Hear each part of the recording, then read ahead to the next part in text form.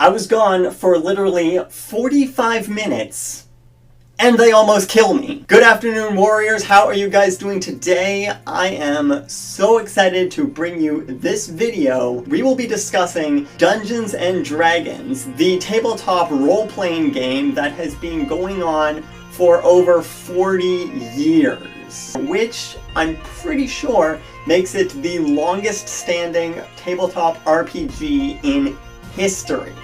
I first started role-playing back in 2008, my grade 10 year of high school, when one of my friends asked if I wanted to check out a Dungeons and Dragons group after school. This was at the point in my life where I had just left my desire to be popular and liked by basically the cool people, and wanted to embrace that nerd lifestyle that I had always been a part of, but hesitant at the same time because of that pull towards popular society. Now I'm going on my 10th year of dungeoneering, adventuring, and being immersed in this medieval fantasy world that has so many positive applications. If you guys are unfamiliar with Dungeons and Dragons, essentially it is a game of make-believe with specific guidelines and regulated rules where players use nothing but their imagination and a set number of dice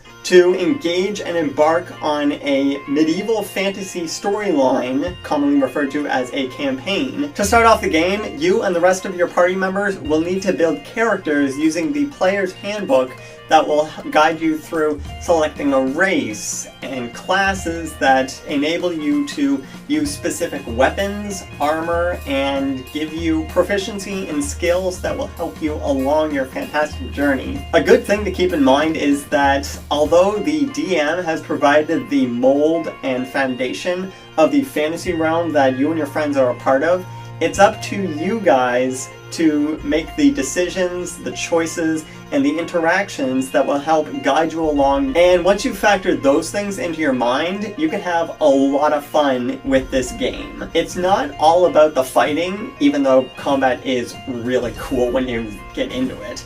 But the interactions that you have with non-playable characters, each other, and the backstories you create for your characters that are the key elements of what makes an awesome roleplay that can carry on for months, years, dare I say decades. As I mentioned at the beginning, one of the key components you're going to need for a campaign of Dungeons and Dragons are dice. I only have 3 sets, which is measly compared to some other people, but these are your tools. The D20 in particular is the die you will become most familiar with, as it is the one that everyone uses to determine whether or not they are successful with an action or combat, and they are the key source of a critical win and a critical fail. A natural 20 is the best roll you can ever make in this game. It is, of course, the highest you can roll on a d20, and it guarantees success. You don't even have to add modifiers. As soon as you call out nat 20, the DM basically has to give you an amazing advantage because of what you just rolled. And when you get a nat 20 in combat, you actually get to do a little bit of extra damage, which is always sweet, especially if you're facing off against a really tough opponent. I've had a few really memorable nat 20s in the past 10 years of Dungeons and Dragons, the first of which happened in my very first campaign. I was playing a halfling rogue, and my barbarian party mate threw me on top of a white dragon that we were fighting at the end of a dungeon. Dungeons and Dragons, it's a little bit on the nose, but you gotta put him in somehow. After landing on top of the dragon, I was able to eliminate him with my tiny little dagger, thanks to, of course, my nat 20 and a little bit of bonus damage that I was able to give. Not bad for my first time playing, not always gonna happen, but I'm taking that for all it's worth. The second instance happened with a Monday night gaming group. I, as a rogue, again, decided to go and search a shed at an enemy fortress. As I'm looking around, I hear someone at the door, which actually turned out to be my party members, but my character didn't know that. In his panic, he saw a ladder leading up against a wall and wanted to hide on the underside of the ladder halfway up. That's not helpful for anyone in broad daylight, especially a rogue that should not be in a fortified shed at an enemy camp. But my DM told me that she would only let it happen if I got a nat 20, which I did. And then there was the time that I nearly died, if not for my comrades revivifying me. During one of the nights for Amelia's campaign last year, I had to record the Soma sermon in Brinton Auditorium at Crandall, and told the group that I would be down afterwards. When I got down there, basically everyone looks at me as I walk in the door, and I think it might have been Mariah or Chris that mentioned that I was basically dead on the table, and they were preparing to perform a spell to bring me back to life. Because I got there right on time, I was the one who was able to make the D20 roll, and thankfully I got the job done. So not only was I brought back to life, but I got to stay as my halfling self.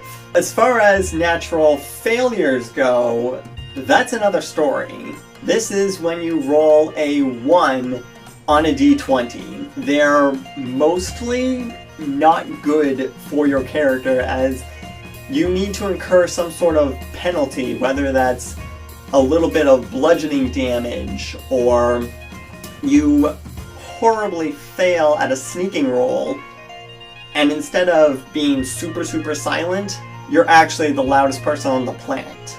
And in 5th edition, depending on how your DM has laid out the world, you activate Wild Magic Surge when you roll a nat 1. In the player's handbook, there are 2 pages that lay out a chart of sorts for percentile rolls. The numbers on those pages correspond with rolling 2 d10s and placing them beside each other. Thankfully, when I got my nat fail during my practicum at Canadian Mental Health Association, it didn't turn out as bad as it could have. Me and the rest of my party were fleeing what we believed to be a Shohagan fortress. Shohagans are like amphibious fish Machamps, like from Pokemon. As we're running, my character, being the show-off that he is, decides to make an acrobatic jump onto the top of the wall that's right in front of us, instead of going straight through the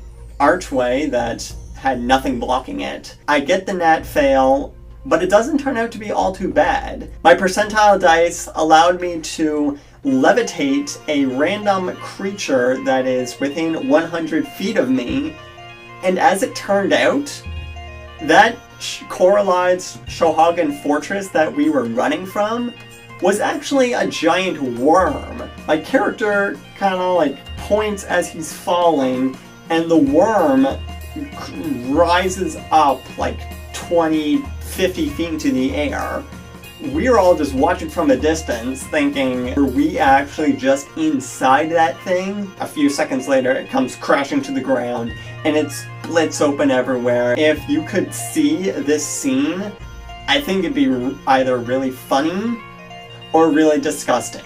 Dungeons & Dragons is an amazing game, but not just for all the fantasy aspects and the fun you can have. It's actually a great practice for mental health and helping people to overcome social anxiety, giving them people to interact with and talk, make decision-making, problem-solving skills. There's a lot more to Dungeons & Dragons than meets the eye. What's your guys' take on the Dungeons & Dragons universe? Have you played before? And if you have, what's one positive experience that you've encountered during your journeys? I am very glad that D&D has made its way back into the public scene, since it helped me out so much when I was first embracing what I've become truly passionate about, and I really hope that it does the same for some of you guys. If you guys enjoy Dungeons & Dragons, fantasy, medieval, role-playing, tabletop type games, give this video a